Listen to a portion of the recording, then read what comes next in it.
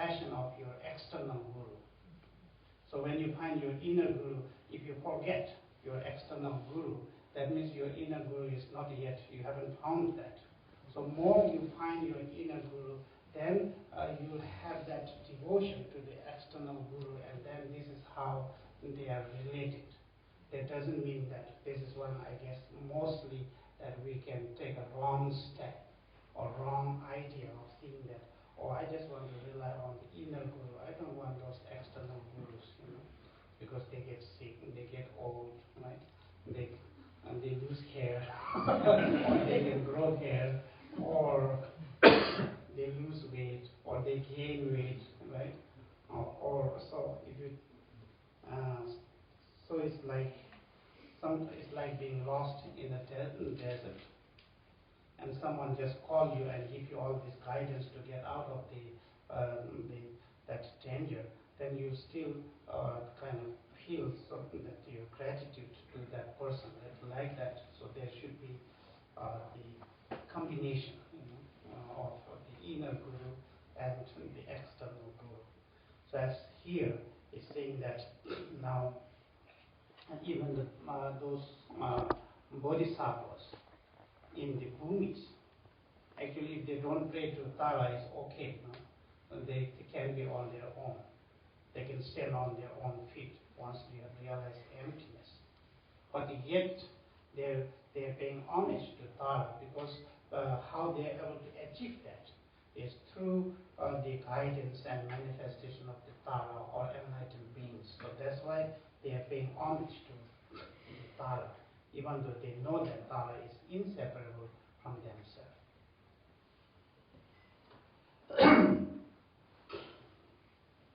Vision to them, but to what then you down to Dhamma, she saw, call David down to thinking, Jabba Delos. Then whoever prayed to her, or whoever does these accomplishing practices, so then all these animate and inanimate essence, so there are looks like 14 of them, I don't know what they are. So basically maybe like you're talking about the Fulan practice, the long life pills. So then when you have to prepare that long life pill, so there are different herbs that you have to get. So maybe there are 14 of them. So anyhow, when you prepare that the essence, the long life pill or Fulan, so all of them, she will be able to extract that and give it to you. Imshin, Jeba. So then you'll have that long life, you'll have that radiance, you'll have that energy. That's the external meaning. Now the inner meaning is then numbers take we to adi gong chime tawa dhamma nyebe pangja thale number jawa.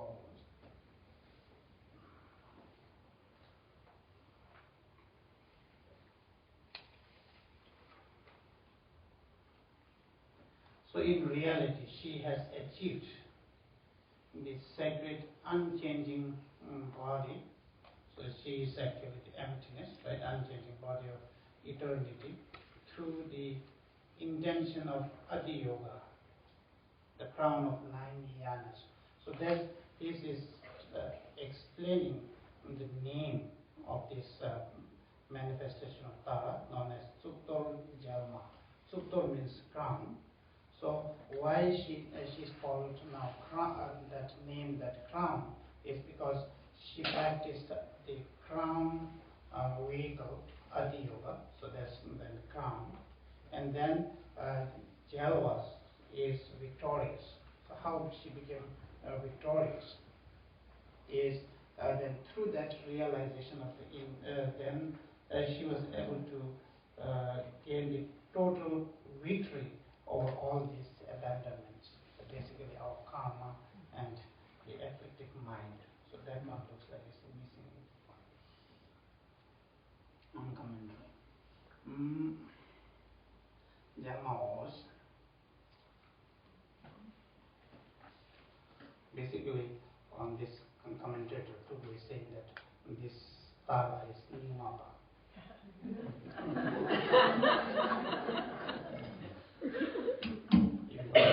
If you want to get enlightened, you have to become Mingmapa.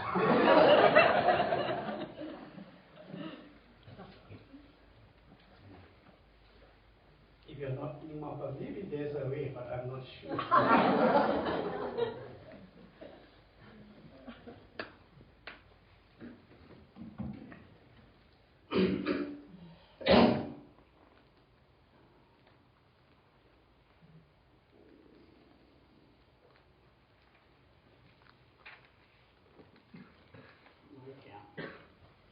Now the fifth. Now Mingmapa only the rigid on the chapter one is.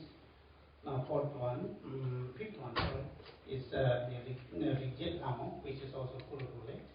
Rigid Lamo chapter one is. Rigid Roma Mamo Ubeller Ubellernes the juice in us. So she's red in color and sitting on an Ubel flower, blue lotus, and she's holding the bow and arrow. Ubellers nes the juice in us. Tutare Nagi Barshing no Yuenam Tuji Tony Ingi Shungi Hungis. So then she says this Tara, the mantra Tutara Nagi Barshing no Yuenam. So when you say Tutara, so that's like swiftly enlightened, right? Swiftly liberated. So then the sharp radiance of that mantra. Tuje Tony Hum. Then Hum is the union of the emptiness and the compassion. So with this sound, so that again using sound as a way of liberation. So when you're using this sound, the mantras, so then the like Tutta or Hum or any of these mantras, so there is a significance to it. So there's a meaning, right? How this mantra becomes powerful. Like Hum is the heart essence of all Buddhas, is the combination of both the wisdom and the emptiness, the compassion. Hum Gite, did become not choice. So when she says that Hum and Tutara, so then all these three worlds, so the desire realm, choke is Sukhamdas, and then close to that desire realm or its aspect, that becomes the form realm. Namkade, Sumekamdi, so there's a way of now poetry, right? So in the poetry or in the Vajrayana, sometimes you use different terminologies to either conceal the meaning or to be used in a different way. So in this case, so this basically to say the three realms. So this is said in the form of now the desire realm and its aspect or close to it, and then the space or that means the formless realm. So just by saying that, she's able to feel this entire three realms. And so all these seven worlds, she's able to subjugate that under her control. So she's the boss. She has the complete control. Nobody can escape from her. She's under her feet. Then we want to give her this. They come to ringa so just by the power of that mantra, so you're able to subjugate it. It's the mantra. Getting and Jalun Chimda so Chamo Tajimis. So all these grades, if you're able to summon all these three worlds, then it's needless to say about the like minor things like all these basically human beings. Chamana music is. Now this identification of this seven world looks like there are different master says differently. Jikten dini jetun dagyal gi dojit ngadam khamgo mani jetun dushe. So according to the Tahoe Kelsen is such a master. So this in his commentary. So this is saying now the 5 goals, that is now of the 6 realms, right? You count the hungry ghost realm and the animal realm as 1, and then you have now only 5. Then in addition to that, then you have this form realm and formless realm. So this is how he got 7. So somehow you must land up to 7, otherwise you're wrong, right? So you either add something or multiply something. Subtract something to get it.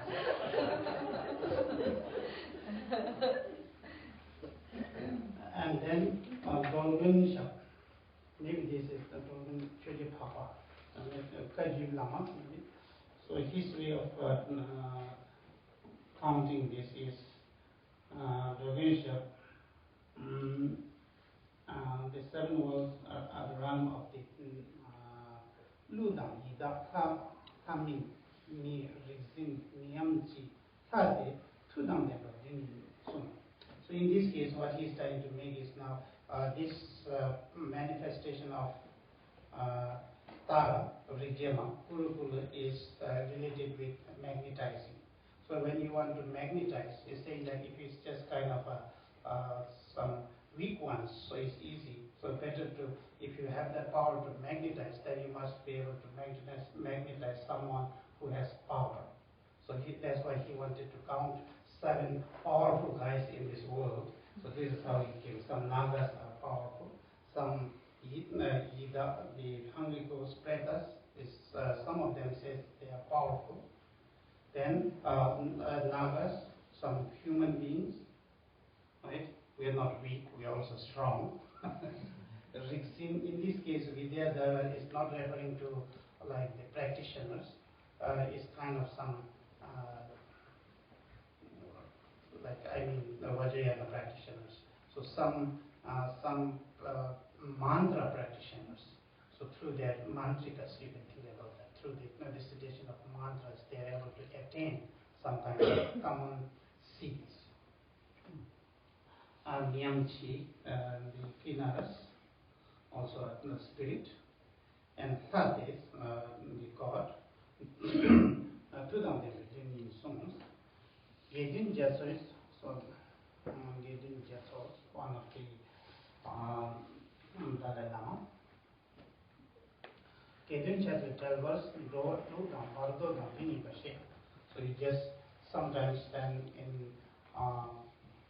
when you study Abhidhamma, so that we have 6 realms, and then there are people who are in transition state, Bharata, so they are not sure where to keep those guys.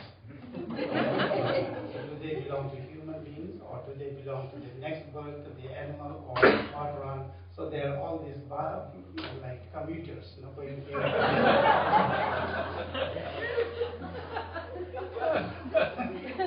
Citizen of no world. So he thought that maybe let's put them all together, and then again you must get 7. Right? So if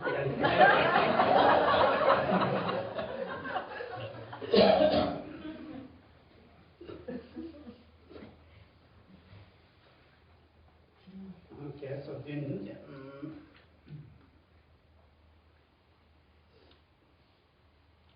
Dun says, Namka Dansu, Dansu Mekam, Cho, Chu, Shen, Kam, Nouns. So then others saying that is the space, right? The form realms, and then all these directions, wise, the 10 directions. So likewise, there are many different ways of explaining this. The other one to so basically, the main reason of this magnetizing is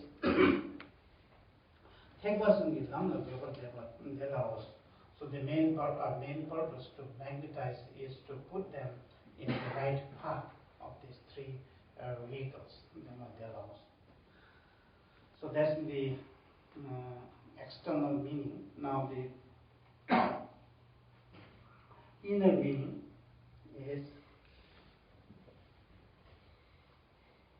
or the ultimate meaning. So this part is now according to, again, looks like coming to Dzogchen teachings. So when you do this meditation, so he's always putting back to kind of like Dzogchen or higher teaching.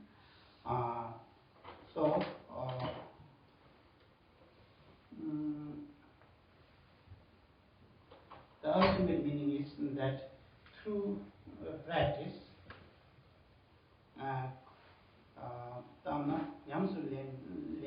or during the time of practice,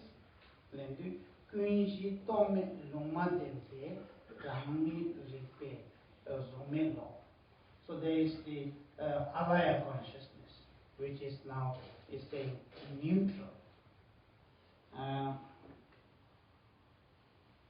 Is the non-conceptual neutral alaya. So non-conceptual alaya has no function, kind of like you cannot really see saying that. It has that sense of like little bit of dullness. And then it is neutral in the sense of it is not virtuous thought, it is not non-virtuous thought. It's kind of just a mind, an ordinary mind. So neutral. And then alaya, so that's the alaya. So which is looks like to the meditators, this is kind of the biggest challenge that you have to overcome, especially in Dzogchen looks like. And then that alaya. So when you are able to recognize that ripa, then so when that gets cleared, so even though they are not different, when your alaya consciousness loses its properties of alaya, like being dull or neutral, so then it becomes a ripa awareness. It becomes the wisdom mind. So in that case, then your sumedlo. So in this kind of interpretation, so these three realms are not external.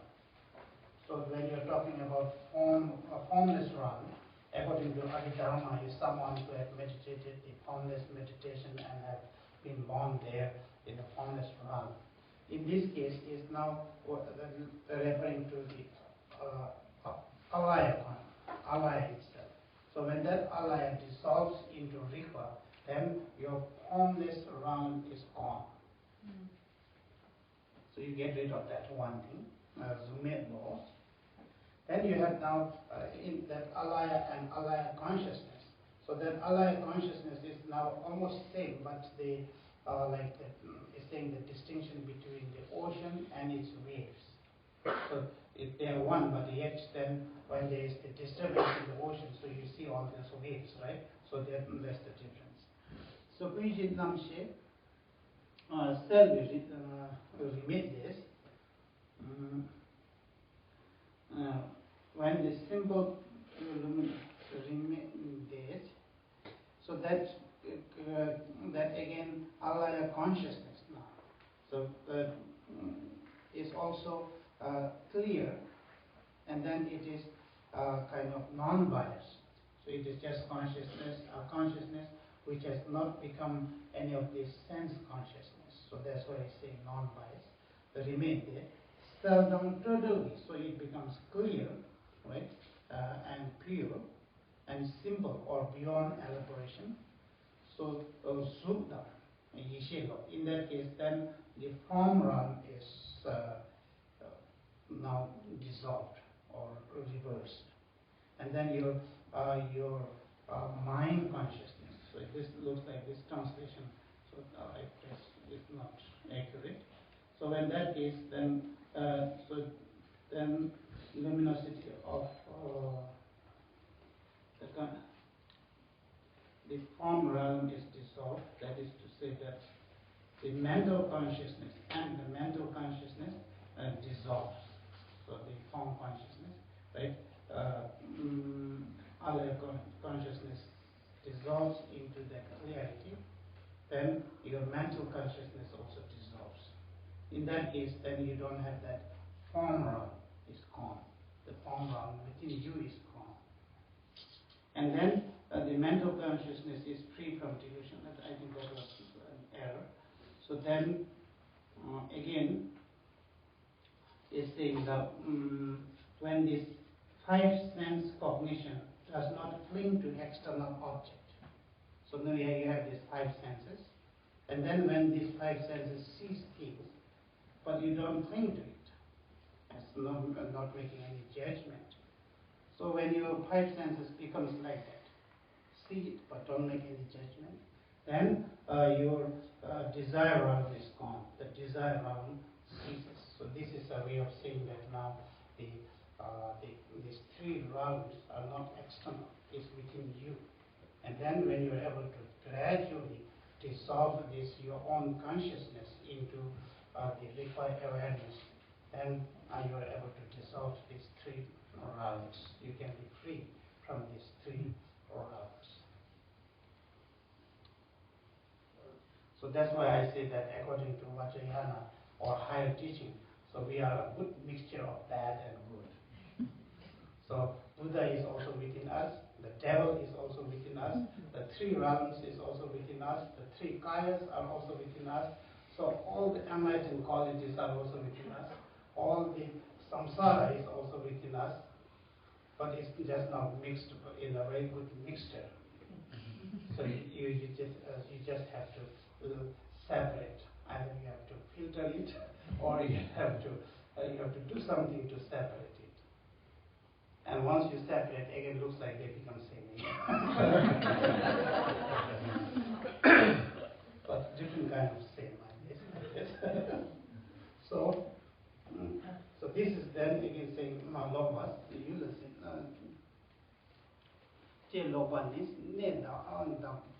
then so these decisions, then you have that abiding pure nature. So how they became pure is not something which was impure, and then they, through this process of meditation and all these practices, was made into pure.